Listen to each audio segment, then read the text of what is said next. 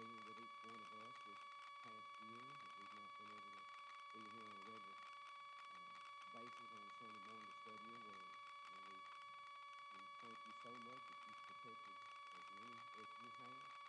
And we pray that as we go about our daily lives that we can stay well and that we can help those that may be sick. We can pray for them, whatever means we have. Help each one of them. We thank you so much again for the opportunity to have a Bible class this time. And we pray that the things that we prepared will be beneficial to each one of us, that can help each one of us.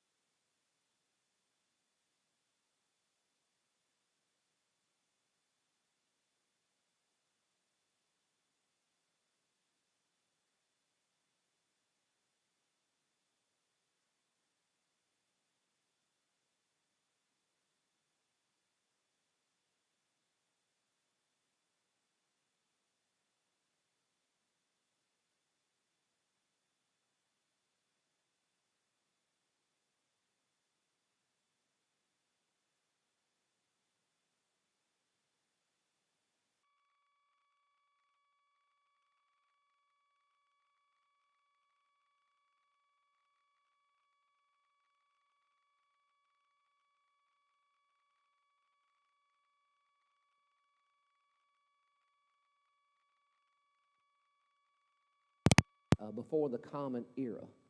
Now, I don't know who came up with that. You are probably more interested in BC and AD. You may have heard that as we came up through school. That's what I knew it as. And that was before Christ and after his death, is how I always remembered it. Well, this is the before the Common Era and the Common Era. And if you'll notice, this here is from 44 BC or BCE to 117 CE. Now, this will be after the time of Paul. Paul will have died by now. And you will, if you have the opportunity, you can go and read about church fathers and so forth like that have wrote during this time. But this right here is this time period of about 150 or so years. Now, right over here is three charts. One of them is this yellow looking on our screen. This over here is dark green. Down here in Egypt, showing white, is actually, I don't know why it has done it on this, but it's a light green. Now, what it stands for is this. All of this here in the yellow, what we see as yellow, was the Roman Empire at the death of Caesar, and it was in 44 BCE. So this date here in this area right there is what Caesar ruled over at his particular time. Now, these other ones, now the whole place here is under Roman rule through all this time. But at that particular time, that's what he had power over at that particular time. Now, if you'll notice, there's Jerusalem. And so he had control over Jerusalem even at that time. Then the next one is the death of Augustus at 14 CE or AD 14. So that was during the time of Christ's life. Christ was living at that time. Now that color there added, in other words, they had the yellow here, but they added the area of Egypt. They added this area right here. And this right here, Galatia, right here. And there's a white area right there. It actually should have been a light green, and that right there is more. So all it means is they added more area that the Roman Empire controlled at that time. And then the last one here, the death of Tyrann in 117, is basically the whole map. Now, it was the lighter green, so he came in with Egypt here. He controlled that and so forth like that. So you can see, hopefully this will give us an idea of the control that the emperor, whoever it might be, in Rome had over that part of the world at that time. There was many, many, many, many miles and literally millions of people that the Roman government controlled at that time. So hopefully this will give us an idea. This is the time, some of this time was time when Jesus himself was on the earth. And so he was dealing with that, the fact that the Roman people was controlling and had conquered the Israelite people and Israel and so forth like that. Now, it did not show it very well on the other map, but there were some dashed lines about roads. You can see it right here. This was a road, and here is a road, and here's Rome, and then here is a road and this follows a river all the way back over here to Macedonia. But we are all probably familiar with the fact that one of the things that the Roman government always did, one, they always tried to leave whoever was in the government control, leave them there, but they did tell them how to rule. So they didn't go in and take all the people out at times. Now, quite often, though, they take some back to Rome, some of the captive people they would do. But what I'd like to show you is this. Here is a picture of a section of road that the Roman soldiers, Roman people, had built. Now, the likelihood is they were not built by the Roman people themselves. It would have been the people they had captive. Captive is what they would have done. Don't know if you can tell it or not on this, but right here is the actual road. That's still in you can still see this road material areas even today in our world today. And if you notice, it's in little pieces. And now this shows grass growing up around it, but the likelihood is it would have been dirt. Now, over here, if you would notice over here, hopefully you can see this, and here is rock terrain, really bad rock terrain. And if you've ever been out in the woods and you were walking a little trail or a little road, it's probably pretty easy to walk. But have you ever got off of it? And then you have to start going around up and down trees, by bushes, through briar patches and all like that. And so by building a road such as this, they then could maintain force. They could bring their soldiers in quickly. They could also do trade. One of the reasons for taking over other countries is whatever goods they have or riches they have, the one taking it over could have that. We see that as evidence quite a bit in the Old Testament. Whenever the Israelite people would take over other people, that would be partly what happens. But hopefully you could understand that down this road right here, there are some people right there walking in our world today, whoever that might be. But just could you picture this little narrow road went for maybe 1,000 miles or more. And there could have been donkeys, camels, chariots, wagons. Who knows? Apostle Paul himself may walk down that road. We just don't know. But this is hopefully give us an idea of whenever you read in the Scriptures about certain things about a road here or so forth like that, you can understand. That's basically what this looks like. And so it is always wonderful to me to know that when you have people that try to say the Bible's not real or whatever it may be, or try to say it's not authentic, is to be able to find, and even in our world today, archaeologists, they find evidence, more and more evidence of what is written in the Bible, and they actually find the physical parts of it. So the author of Romans is the Apostle Paul, and we find that out in Romans 1:1. Paul, a servant of Jesus Christ, called to be an apostle, set apart for the gospel of God. So we see there, and quite often this is how Paul would start his epistles that he would write. He was born and raised in Tarsus of Cilicia, if that's how you say it. How you say it? I always ask. Cilicia. Thank you, Cilicia. I said that this morning at the house, and I lost it by the time I got here. Now, if you notice, and again, this is sometimes hard for our people in our world at this time, but there were certain places in the known world that we just saw on that map about the Roman Empire that would have been trade centers.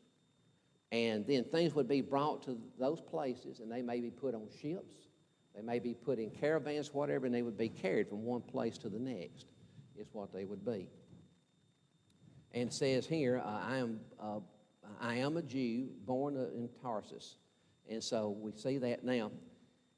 Today, and if you'll look at this picture, and hopefully this can show it fair, this is actually some of the uncovered dig of the city of Tarsus. Now, you might not can tell on here, but there are houses all around it. That's a big city today. And very likely, it may have actually covered up out through here some of the various city parts too. So they will not know that unless they can get out there and dig, and people don't want you to dig in their yard, I don't guess. But this was, when we talk about where Paul lived, he lived probably in some area, in this general area right here, or some outskirt of that. I just don't know. But just want you to know that there is a physical place still in our world today about where Paul lived. Now, here are a few pictures of that area. This right here is a street. It looks a lot like that road we saw just a moment ago, but this right here is a street. One of the, I don't know if this means much to you, but if you notice, this color in here is one color, and then right here is another of stone. And all these are stone, pieces of stone that physically was put in place and was put there for that reason. This right here would have been some of the buildings that used to be there. Now, this is something that man has built in the last 40, 50 years, but this has nothing to do with it. But you start seeing some of the very evidence that they had. Also, here is some of the buildings. Now, if you'll notice, in these buildings here, they are quite ornate in stature. Now, I know we really can't see that there. It looks like to us it's about to fall in, but really, you're looking at about 2,000-year-old architect, about 2,000 years. And went through world wars and other things, and it's still standing. I don't know about you, but it's neat to me. Of course, I every now and then tinker with doing some carpenter work around the house. But if you'll notice, right here, they, again, these are pieces of stone. Don't know how they got them up there, but they did. I would assume some type of scaffolding, but I don't know. But one of the neat things is they knew that when they put a piece up there, if they didn't put something right under where they both met, guess what's going to happen? They're going to fall in. So even back at that time, they knew quite a bit about building. Right down here's the same way. This is a piece of stone. There's a piece of stone. There's one. And right where the seams are, they put supports under it. As you can see, these are very decorative, what bit we can see. I can't imagine how beautiful they probably would have been whenever they were built. Don't know who built those, Don't know if the Roman Empire had them built or just the people in the city. I sadly don't know. This one here looks as more like it's an enclosed building on the inside, where some of this, there's a bit of an arch right there, so I don't know what that, I don't know if it would have been some type of you know, we have to remember that at that particular time in the world, there was a lot of belief systems that was not Jesus, the Son of God. It was about mythology and so forth like that, so it may have been some of that. But can you just imagine people walking and coming in and going back and forth and maybe buying stuff in those places or whatever? Hopefully that would be of interest to you. Now, another thing, I never have done this, is do a study about the money systems that was mentioned in the Bible. I don't know if you've ever done that, Glenn, or not, but that's probably a fascinating study. This happens to be a coin that was found in Tarsus. And if you were to go and check online about Tarsus and about their coins and so forth, you're going to find more than one. I do not know how much this would, a value this would have been. This represents a picture of probably the emperor, possibly of Rome at that time. I don't know, but if you can tell, right there is the eye, the mouth, the nose, the chin. Right up here, it looks like a crown to me. That's just my opinion. I hope that's right.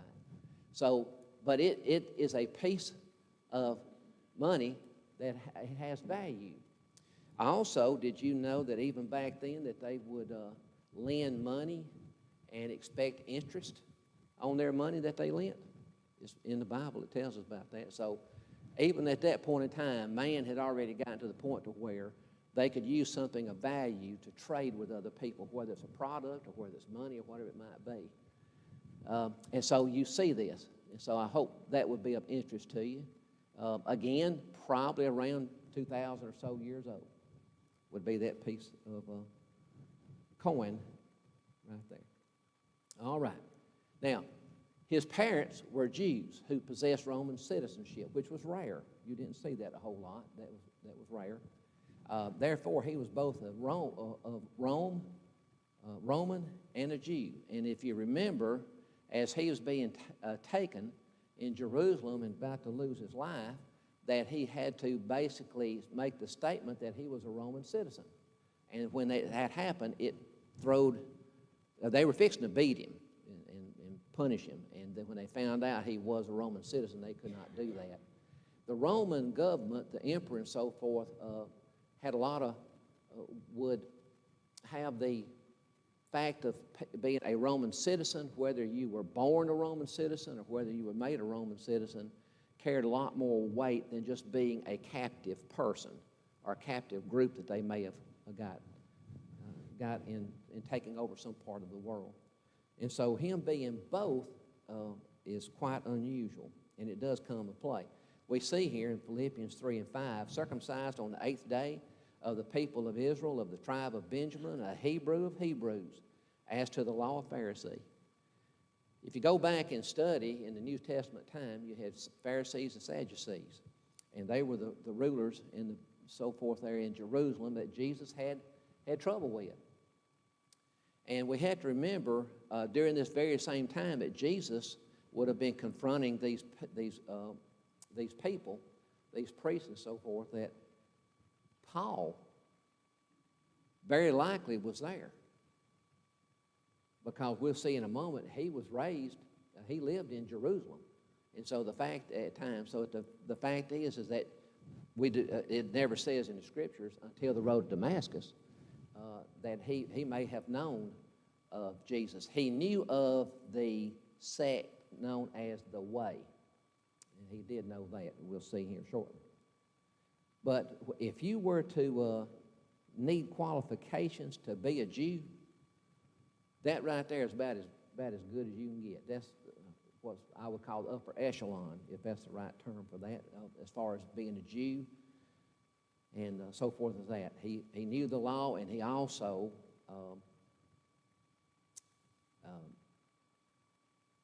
was, as it said, a Jew among the Jews. As a high priest, the whole council of elders can bear me witness. From them I received letters to the brothers. Now, the brothers there would have been the Jewish brothers. And I journeyed toward Damascus to take those also who were there and bring them in bonds to Jerusalem to be punished. And hopefully you know who those people were. That was people that were Christians that were following Jesus Christ, and he was going there to do that. That was his main goal at that particular time. Now, we also know one of the things about Paul, too, was since he had these qualifications we just saw about, he also had a worldly qualification in his life, and that is this. He had, every Jewish boy had to learn a trade, is the things that they had to be taught, and so he was taught tent making. And so we see that. It says he found a Jew named Aquila, a native of Pontus, recently come from Italy with his wife Priscilla. Again, in history, because Claudius had commanded all the Jews to leave Rome. And if you were to go back in world history, there was a time in the 60s, excuse me, that they were sent away out of Rome, the Jewish people were. And so Paul, when he found this out, he went to see them. And because he was of the same trade, he stayed with them and worked for them, for they were tent makers by trade. And so Paul, at that particular time, he was already a Christian, and that he went and helped to be as a tent maker. If you're like me, you can't hardly imagine him sitting around making a tent, but that's what he was able to do. He was sent to study in Jerusalem, Jerusalem under Gamaliel. And so we see that here in Acts 22:3. I am a Jew born in Tarsus, but brought up in this city, educated at the feet of Gamaliel, according to the strict manner of the laws of our fathers, being zealous for God, as all of you are this day. Now again, this is when he was talking to the Jewish people that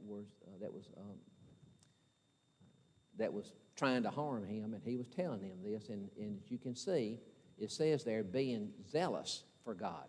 It wasn't, I was trying to follow what God told me, what the Scripture said. He was more than that. He was zealous for that. He was wanting as much as he could to demolish, do away with this new thought, this new religion known as the way of Christians, and he was trying to do that. And we'll see here that he did not have a problem with that. He excelled in his studies. In Galatians 1:14, and I was advancing in Judaism, that's the Jewish religion, Jewish history, Jewish law, beyond many of my own age among my people. So extremely zealous was I for the traditions of my fathers. And so we can see again the drive that Paul had for whatever he believed to be right and be true. And at that time, it would have been the fact of Judaism, the laws of the fathers. He was found blameless by the law. In Philippians 3:6, as to zeal, a persecutor of the church, as to righteousness under the law, blameless. And so he was telling the Philippians the fact that when he was following the Jewish law and what the Jewish people wanted to be done, that he did that. He was a persecutor of the church. He was one that would go out and sadly cause harm to those trying to follow Christ. But remember this, at that particular time, his conversion did not happen. So as far as him telling this, and so he was blameless. He was doing exactly what the law that he knew was right to be done, and he was doing that at that time. His conversion and ministry. He is first mentioned in Scripture as a young man who held robes for those who stoned Stephen. We find that in Acts 7:58. Then they cast him out of the city and stoned him, and the witnesses laid down their garments at the feet of a young man named Saul. As we know, Saul later became known as Paul. And so he was even there doing that. Do not know what part he played in that, but he was there when that stoning was being done and the accusations and so forth was done. He zealously persecuted Christians, Acts 22 and 4. I persecuted this way, and that is the Christian way, to the death, binding and delivering to prison both men and women. Please, if you would, look at that just for a moment and see that what Saul, we'll call him Saul at that time, what he actually did to those of the church. And that is this, is that he persecuted them to the death, and binding and delivering to prison both men and women is what it was. Again, what he thought was right, he would follow that as zealous as he could, and that's what he did at that particular time. The reason I'm saying that is this: the same energy that he had for the Jewish faith, we will see more probably that he would have when he becomes a Christian, and what he's trying to do all the time while he's a Christian. And I did so in Jerusalem. I not only locked up many of the saints in prison after receiving authority from the chief priests, but when they were put to death, I cast my vote against them. You know, I know we always, and I was reading this morning a little bit, but last night too, about the thorn in the flesh. I know people got all kind of ideas behind it, but I think a good case would be the remembering of what he did to Christians.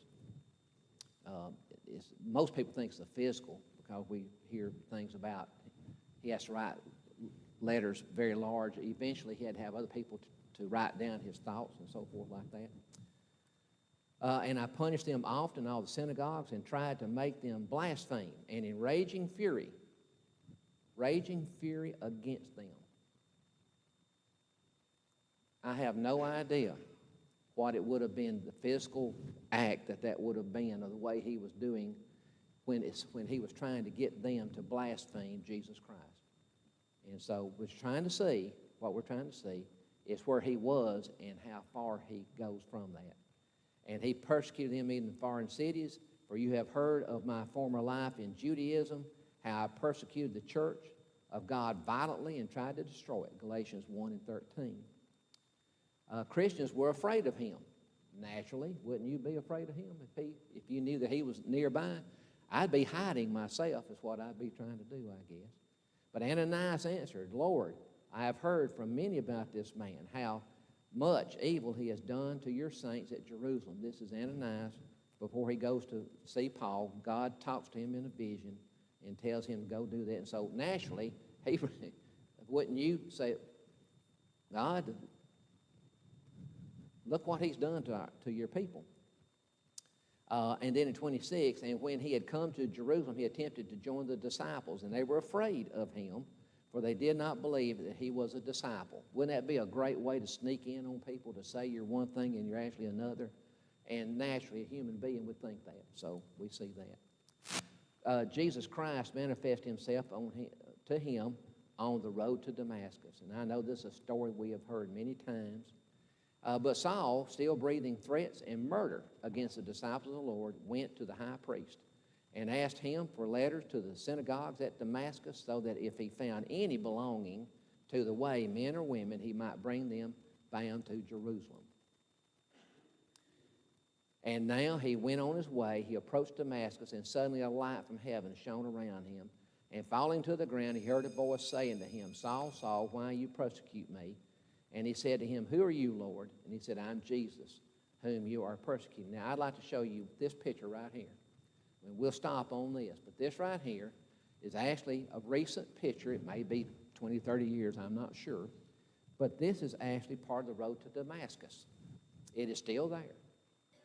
Now, if you'll notice, this right here is the path. And right here, and I don't know where on over here, I'm assuming it goes this way because it's lower.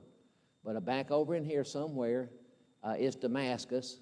But what I'm trying to get across to you, a road such as that, a dirt road, if you care to actually see a better picture than that, go online and type in road to Damascus, and you'll see this picture.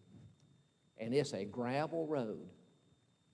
And here was Paul going this way with a group of men. I don't know if it was soldiers, but it was people that's going to bind or bound Christian people and take them back to Jerusalem, is what their plan was to do. And so he was going down a road such as this. Somewhere along this road was the point in time that he had his encounter with Jesus Christ. And from that day forward, all the zeal, all the rage, all the hatred he had for God's people turned to love. And he spent the rest of his years, I believe, trying to rectify some of the things that he had done. All he ever wanted to do was to preach to anyone, teach anyone that he could about Jesus Christ, and that they would become Christians. And it's a wonderful thing to see from a dirt gravel road out in nowhere. As you notice in this picture, where are all the trees and the water? Nowhere. It was a barren place. To me, Jesus would lay bare all that Paul had done beforehand, and from that point on, especially after being in Damascus for 3 days and then being baptized, and to leave then a follower of Jesus Christ and so fervently give the rest of his life to follow Jesus. You know, it's a good thing to know that we, in a sense, as being Christians today, at one time we were that lost. We were lost ourselves. And that by following Jesus Christ, by following the truth of the Bible, that we can live the type of life that can help not only ourselves but others. Thank you very much. We'll pick up there and finish the introduction next week, hopefully. And again, we have the material laying out there supposedly at this time.